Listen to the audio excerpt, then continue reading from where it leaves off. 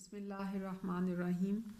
आज जो है हम लफ्ज़ जो बना रहे हैं वो है ज़ी।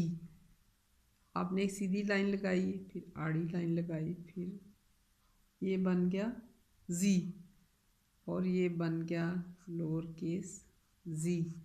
ज़ी जो है वो जे जैसी आवाज़ निकालता है, जैसे ज़िप। आप ज़िप, आपको पता है कि जब आपकी जैकेट पे ज़िप लगी होती है जिसे आप बंद करते हैं, और ज़िप से ही हम ज़िपर भी बना सकते हैं। फिर चिड़ियाघर जिसे हम कहते हैं, चिड़ियाघर को इंग्लिश में कहते हैं ज़ू। ज़िप,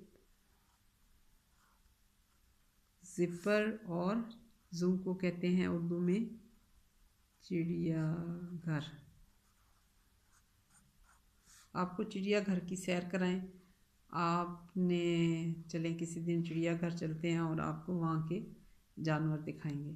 तो आज हमने देखा आखिरी हरफ जो है, अल्फ़ाबेट जो है वो ज़ी है। ज़ी से ज़िप शुरू होता है, ज़िपर और ज़ू। और